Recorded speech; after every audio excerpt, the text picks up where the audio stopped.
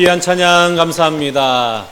오늘 마지막 주일에 예배하는 모든 분들을 또 축복하는 이 귀한 찬양이 얼마나 참 우리에게 은혜가 되는지요. 여러분 모두에게 우리 하나님의 평강과 또 은혜가 이 한 해 동안 지속되었던 것처럼 앞으로의 모든 삶의 현장마다 지속되고 더 큰 감동의 은혜가 임하시기를 주님의 이름으로 축복합니다. 오늘 2024년 마지막 주일인 송년주일입니다. 여러분 어떻게 지내오셨나요? 사람마다 형편은 조금 다르겠지만 대부분 한 해가 저무는 것이 몹시 아쉬울 겁니다.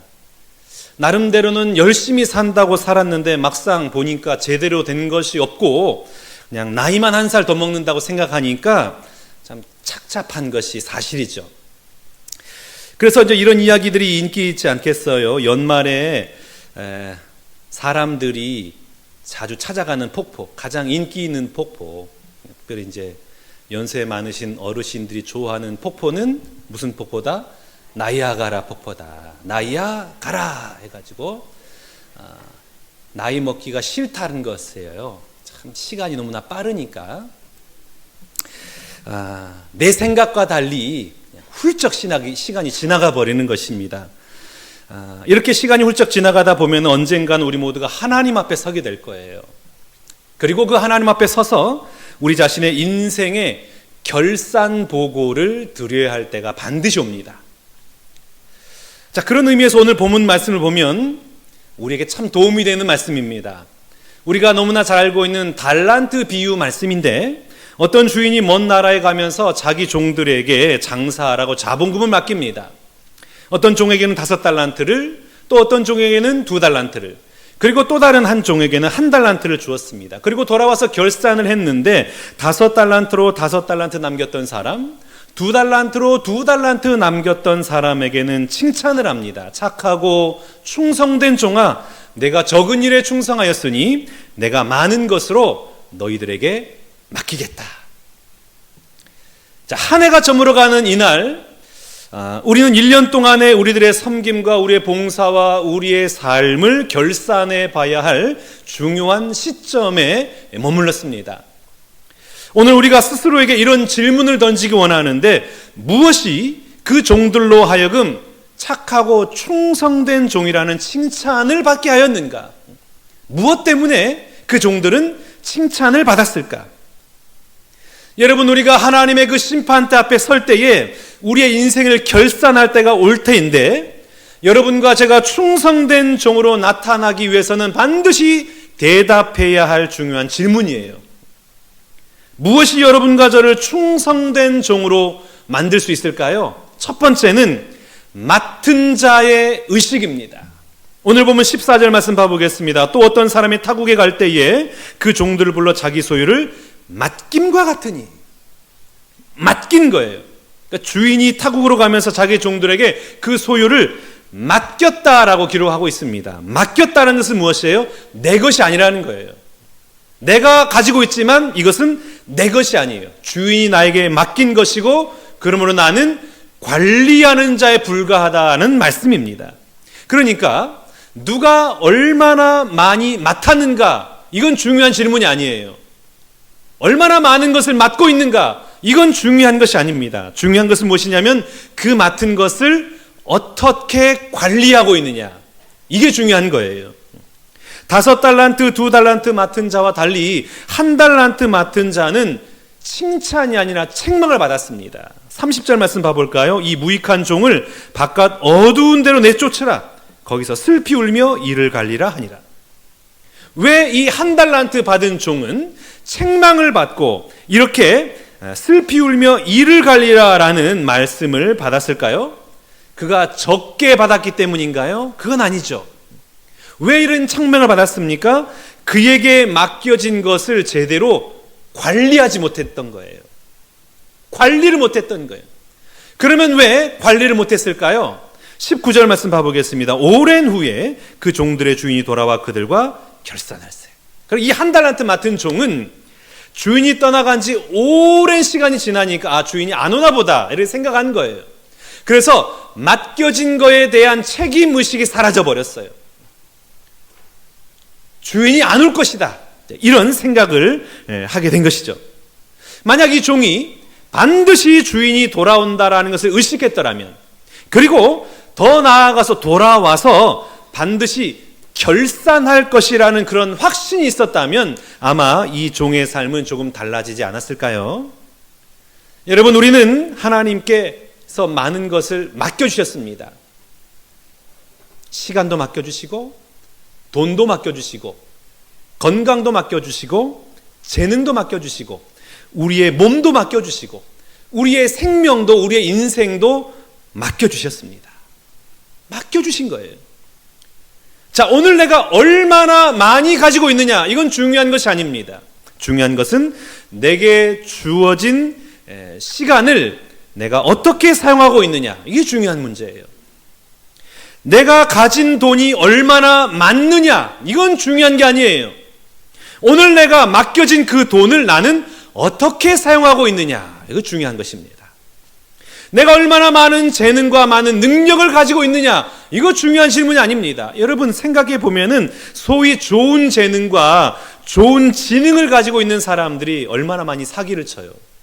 남에게 고통을 주는 삶을 얼마나 많이 살아가고 있습니까?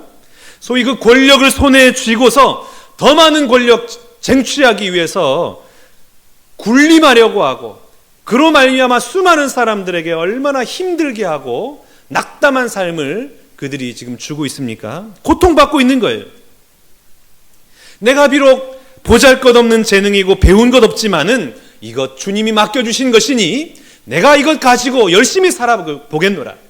그리고 사람들을 섬기고 이 땅에 하나님의 나라 가치를 위해서 나를 희생하며 살겠노라. 이런 믿음의 결단이 참 중요한 삶의 태도 아니겠습니까? 우리 인생에는 많은 기회가 주어져요. 내가 출세할 수 있는 기회, 돈 벌 수 있는 기회, 권력을 잡을 수 있는 기회, 인생에서 얼마나 많은 기회가 주어졌느냐, 이건 중요한 것이 아니에요. 주어진 기회 속에서 나는 그 기회를 가지고 어떻게 살았느냐, 이게 훨씬 중요한 질문입니다. 여러분은 이 한 해를 마무리하고 있는 이 시점에 맡은 자로서 어떻게 살아오고 계십니까? 마지막 최후의 심판대 앞에서 우리는 둘 중에 하나로 결정될 터인데, 하나는 착하고 충성된 종이고 또 다른 하나는 악하고 게으른 종입니다. 여러분, 우리가 다 맡은 자로서 내게 주어진 그 맡겨진 모든 것에 감사하며 충성하되 하나님의 나라를 이 땅 가운데 정착시키기 위해서 그렇게 믿음으로 살아내는 저와 여러분 되어서 하나님으로부터 칭찬 듣는 우리 모두가 다 되시기를 주님의 이름으로 축복합니다. 자, 두 번째 우리에게 질문해야 될 질문이 있습니다. 그것은 무엇이냐면 올바른 주인관이에요. 24절 말씀 보겠습니다. 한 달란트 받았던 자는 와서 이르되 주인이여 당신은 굳은 사람이라 심지 않은 데서 거두고 해치지 않은 데서 모으는 줄을 내가 알았습니다. 한 달란트 받은 사람은 주인에 대해서 어떻게 생각했어요? 당신은 굳은 사람이에요. 굳은 사람이란 어떤 뜻인가요? 굳은 사람이란 인색한 사람, 바늘로 찔러도 피 한 방울 날 것 같지 않은 사람, 투자도 안 하면서 거저 먹으려고 하는 파렴치한, 이게 굳은 사람이에요. 그러니까 이 한 달란트 받은 사람은 그 주인을 굳은 사람으로 생각하는 거예요. 그래서 굳은 사람이기 때문에 내가 잘못 투자했다가 망하기라도 하면, 말아먹기라도 하면 나는 큰일 날 거다. 그래서 고이고이 잘 간직해서 당신의 것을 이렇게 다시 돌려줍니다. 당신의 것을 받으시옵소서. 이렇게 지금 반응하고 있는 겁니다. 그런데 여러분, 주인은 굳은 사람이에요? 굳은 사람이 아니에요? 굳은 사람이 아니에요. 인색한 사람이 아니에요. 만약 그 주인이 인색한 사람이었다면 투자를 왜 합니까? 그 엄청난 금액을 종들에게 왜 맡기냐 이 말이에요. 맡기지도 않을 거예요. 한 달란트는 6,000데나리온입니다. 한 데나리온은 당시 노동자 하루의 품삯이에요. 그러니까 한 달란트는 그 당시 노동자 20년의 봉급에 해당되는 금액이에요. 어마어마한 금액이에요.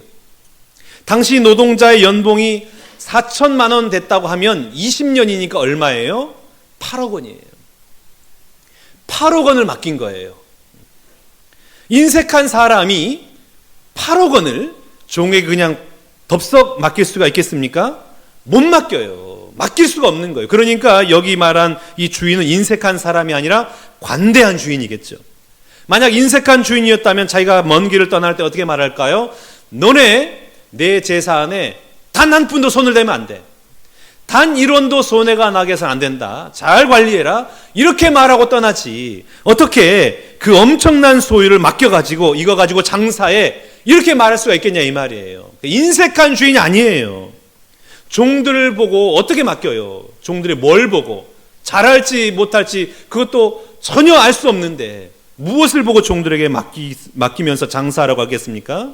그러니까 주인은 자기 종들이 자기의 고유한 재산들을 잘 관리하고 지켜주는 사람이 되길 원치 않아요.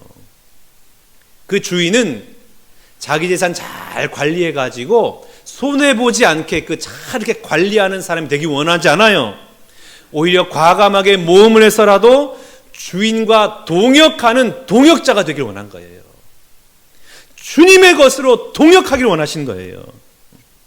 만약 주인이 그 재산이 손해보는 것을 원치 않았다면 펀드 매니저에게 맡겼겠죠. 재산을 불리겠죠. 종에게 맡기지 않았을 겁니다. 자, 그러면 이 주인은 인색한 사람이 아니에요. 너그러운 사람이에요. 그런데 왜 한 달란트 받은 사람은 그 주인을 인색한 사람이라고 생각했을까요? 무엇 때문에요? 비교의식 때문에요. 누구랑 비교했습니까? 5달란트 받은 사람, 2달란트 받은 사람과 비교한 거예요. 하나님 왜 저 사람에게는 5달란트 주고 저 사람은 2달란트 줬는데 저에게는 유독 인색하게 1달란트만 주셨습니까? 당신은 인색한 사람입니다. 당신은 참 못 쓸 사람입니다. 이런 의미가 숨겨져 있는 것이죠. 여러분, 이 땅을 살아갈 때에 항상 나보다 많이 가진 자는 항상 존재합니다. 내가 제 아무리 수많은 돈을 번다 할지라도 나보다 훨씬 더 많은 돈을 가지고 있는 사람은 분명히 있어요. 내가 제 아무리 성공한다 할지라도 나보다 더 성공한 사람은 반드시 있기 마련이에요. 그렇기 때문에 내가 비교하는 순간 나는 항상 비참한 인생을 살아갈 수밖에 없어요. 나는 왜 이것밖에 못 버는가? 내 수중에는 왜 돈이 이것밖에 없는가? 왜 나는 성공하지 못했는가? 늘 자책하면서 늘 비참한 존재로 이 땅을 살아갈 수밖에 없습니다. 그렇기 때문에 우리의 초점을 거기에 맞추는 것이 아니라 어디에 맞춰야 돼요? 하나님께 맞춰야 되는 거예요. 하나님이 나에게 이것을 맡기셨다. 나를 나보다 더 잘하신 하나님께서 내가 이만큼만 관리할 거라는 그 능력이 있음을 아시고 나에게 이만큼을 맡기셨겠지. 하나님 바라보는 거예요. 만약 그 주님을 바라보고 자기의 주어진 인생의 미션 앞에 충실했더라면, 성실했더라면 그의 삶이 얼마나 달라졌을까요? 여러분, 우리가 내 인생을 다 살고 역사의 심판자이신 그분 앞에서 어떻게 충성된 종으로 인정받을 수가 있겠습니까? 그것은 하나님을 신뢰하는 거예요. 나를 향한 놀라운 계획을 가지고 나를 가장 좋은 길로 인도하시는 신실하신 하나님을 믿는 믿음입니다. 신명기 32장 4절 말씀입니다. 우리 한 목소리를 같이 읽겠습니다. 그는 반석이시니 그가 하신 일이 완전하고 그의 모든 길이 정의롭고 진실하고 거짓이 없으신 하나님이시니 공의로우시고 바르시도다. 아멘. 하나님 어떤 하나님이에요? 그가 하신 일이 완전하다. 하나님은 실수가 없으세요. 완전하신 하나님이에요. 공의로우신 하나님이세요. 하나님은 나를 향한 완벽한 계획을 가지시고 가장 좋은 길로 인도하시는 하나님이십니다. 그러니까 여러분, 달란트 비유는 뭐냐면 내가 얼만큼 남겼느냐 여기에 관심을 두지 않아요. 내가 얼마만큼 많이 남겼느냐 여기에 관심 있는 거 아니에요. 나는 정말 신실하신 하나님을 믿고 있느냐 여기에 관심이 있어요. 나를 위한 놀라운 계획을 가지고 그 섭리로 내 인생을 이끌어 가시는 그 하나님을 나는 신뢰하고 있느냐. 내가 1달란트 받았을지라도 나는 그 하나님을 신뢰하고 있느냐. 5달란트 받았을지라도 과신하거나 교만하지 않고 나는 그 하나님을 신뢰하고 믿고 있느냐. 이 질문을 하고 있는 것입니다. 여러분은 오늘 나에게 주어진 현실에 감사하고 있습니까? 아니면 더 가지지 못한 것 때문에 아쉬워하고 있습니까? 배우자가 내 마음에 들지 않는 이유가 무엇인가요? 자녀들의 어떤 모습 때문에 나는 지금 속상해하고 있습니까? 여러분, 하나님을 신뢰하시나요? 하나님께서 나에게 가장 좋은 환경을 세팅해 주셨다라는 이것이 믿어지시나요? 오늘 나와 함께 살고 있는 배우자는 내 수준에 딱 맞는 사람이기 때문에 내 옆에 있는 거예요. 오늘 내 자녀의 모습은 나의 모든 삶의 결과로 자녀가 그 자리에 있는 겁니다. 하나님이 보내시고 하나님 만나게 하셨는데 내가 뭐라고 거부하고 내가 뭐라고 판단하고 내가 뭐라고 바꾸려고 하냐 이 말이에요. 하나님이 주신 거예요. 그건 내가 감사함으로 받으면 돼요. 그 모든 것에는 하나님의 신실하신 섭리가 있는 것입니다. 그러니 여러분, 하나님을 신뢰하시기 바랍니다. 우리 아버지 하나님은 인색한 분이 아니시고 좋으신 아버지 하나님이세요. 나를 나보다 가장 잘 아시고 나를 가장 좋은 길로 이끌어 가시는 하나님이십니다. 그러니 내 수중에 무엇이 있는지 이거 중요한 것이 아니라 내게 주신 것으로 감사하며 그 신실하신 하나님 믿는 믿음으로 착하고 충성된 종아, 내가 적은 일에 충성하였음에 내가 많은 것을 내게 맡기겠다 하신 그 주님의 칭찬의 음성을 듣는 여러분 모두가 다 되시기를 주님의 이름으로 축복합니다. 자, 세 번째는 주인의 즐거움이 무엇인지를 알아야 돼요. 23절 말씀 보겠습니다. 그 주인이 이르되 잘하였도다 착하고 충성된 종아, 내가 적은 일에 충성하였으며 내가 많은 것을 내게 맡기리니 내 주인의 즐거움에 참여할지어다. 여러분, 이 달란트 비유는 무엇을 설명하기 위함인가요? 천국을 설명하기 위해 하나님의 나라를 설명하고 있는 거예요. 천국의 특징이 무엇인가요? 천국은 부족함 없음입니다. 풍성함이에요. 우리는 모든 것이 부족한 결핍의 시대를 살아가고 있습니다. 여러분, 왜 그렇게 아등바등 살아가는 거예요? 왜 그렇게 열심히 살아가요? 재화는 한정되어 있지만 그러나 이 재화를 얻고자 하는 사람은 많기 때문에 그래요. 제한되어 있는 자원을 나눠 쓰다 보니까 이쪽 사람이 많이 가져가면 저쪽 사람은 조금 가져가요. 저쪽 사람이 많이 가져가면 이쪽 사람은 조금 가져가요. 그러니까 자연스럽게 이 결핍의 시대는 경쟁할 수밖에 없는 거예요. 우리는 다 경쟁해요. 그러니까 경쟁을 당연하게 받아들여요. 왜요? 결핍이니까, 없으니까. 경쟁해야만 내가 누릴 수가 있으니까. 그런데 천국은 뭐라고요?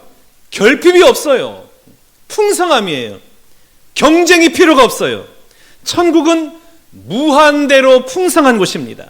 그런데 우리 주님 우리에게 뭐라고 말씀하세요? 그 천국이 누구 것이라고요? 너희 것입니다. 너희 것. 우리에게 천국을 주신 거예요. 아주 오래된 이야기인데 람보와 이소룡이 중국집에 갔다 그럽니다. 짜장면을 시켜서 맛있게 먹고 있는데 짜장면과 가장 어울리는 반찬이 뭐예요? 단무지. 아주 맛있게 먹으면서 막 단무지를 경쟁적으로 먹었어요. 그러다가 단무지가 하나만 남았습니다. 그러니까 서로 눈치를 보다가 서로 이 단무지를 먹으려고 싸움이 난 거예요. 실랑이가 벌어졌어요. 어느 누구 하나 양보하려고 하지 않아요.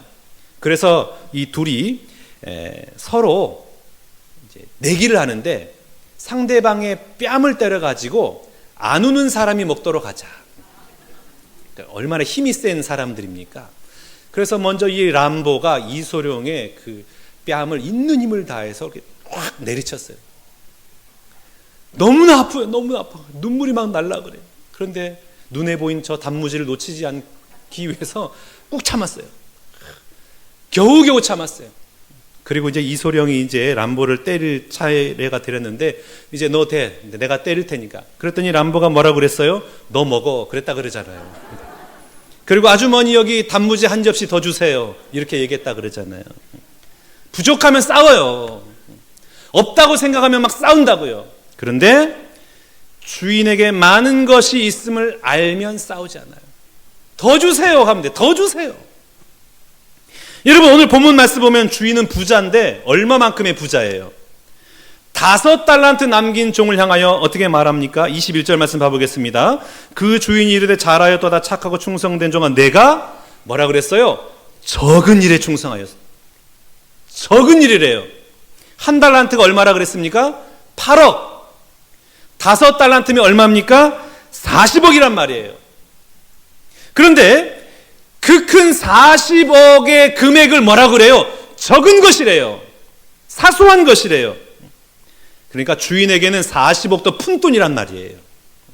그만큼 주인은 어마어마한 부자입니다. 무한대 부자예요. 반대로 말하면 그 40억 잃어도 주인에게는 눈 하나 깜짝하지 않을 정도로 수많은 돈이 있는 거예요. 아무런 의미가 없어요. 100억을 잃든 1000억을 가져오든 이 부자에게는 그게 아무런 의미가 없어요. 나에게 도움이 되거나 나에게 손해가 되거나 그런 아무런 하등의 의미가 없는 거예요. 아무런 영향을 못 줘요. 그래서 주인이 얼마나 부유해졌느냐, 얼마나 많이 벌었느냐 이 질문하는 게 아닙니다. 거기에 관심도 없어요. 주인은 어디에 관심이 있습니까? 요한일서 4장 10절과 11절 말씀 보겠습니다. 우리 한 목소리 같이 읽겠습니다. 사랑은 여기 있으니 우리가 하나님을 사랑한 것이 아니요 하나님이 우리를 사랑하사 우리 죄를 속하기 위하여 화목제물로 그 아들을 보내셨습니다. 사랑하는 자들아, 하나님이 이같이 우리를 사랑하셨은즉 우리도 서로 사랑하는 것이 마땅하도다. 아멘. 우리는 자본주의적 사고에 물들어 있어가지고 하나님도 그런 방식으로 상대합니다. 하나님, 제가 이 땅 가운데 얼마나 많이 헌금했는지 아세요?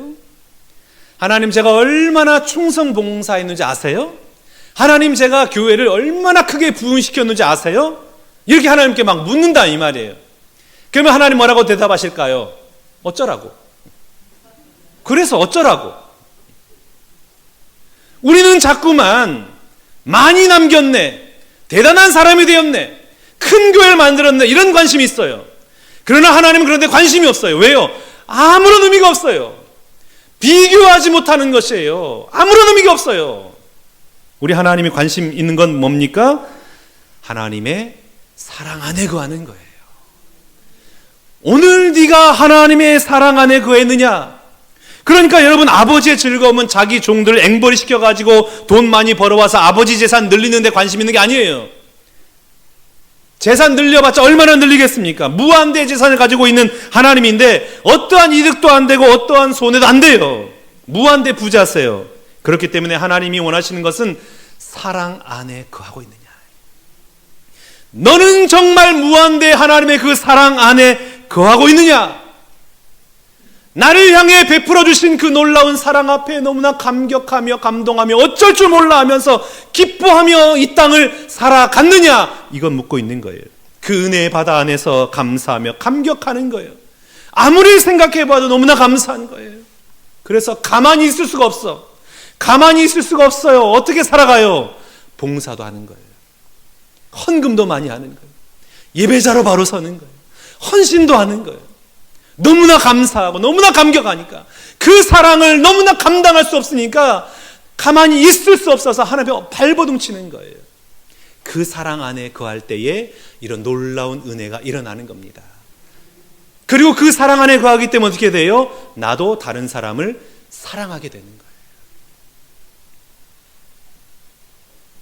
그 하나님의 무한대의 사랑 안에서 살아가면 지금보다 나는 훨씬 더 관대할 수 있고 훨씬 더 여유로워질 수 있습니다.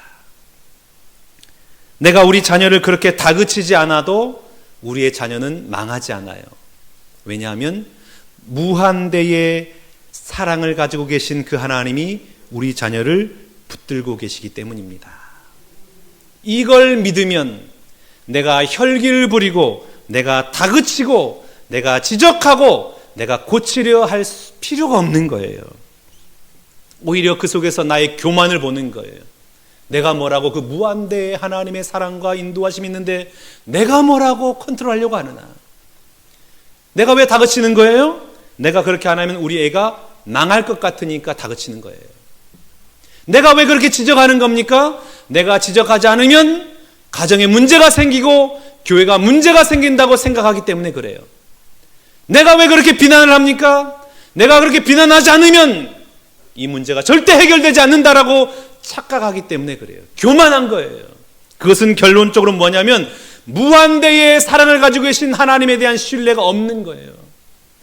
하나님이 아니라 내가 해야 된다고 생각하기 때문에 하나님의 사랑이 믿어지지 않는 거예요.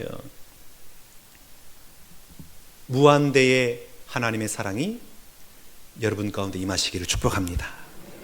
무한대의 자비로움, 무한대의 사랑을 가지고 계시는 그 아버지 하나님과 살아가는 삶이 얼마나 설레고 얼마나 기쁘고 얼마나 복된 삶인지를 깨닫는 여러분 되시기를 축복합니다. 사랑하는 신관계 성도 여러분, 한 해가 참 빠르게 지나가 버렸습니다. 그리고 우리의 인생도 그렇게 빠르게 지나갈 겁니다. 그러면 우리는 우리 인생을 다 살고 심판주 하나님 앞에 설게 될 거예요. 그 심판대 앞에서 우리 하나님으로부터 착하고 충성된 종아, 내가 적은 일에 충성하였으니 내 주인의 즐거움에 참여할지어다. 이 칭찬의 말을 듣는 여러분 모두가 다 되시기를 주님의 이름으로 축원합니다. 아멘. 함께 일어나십시오.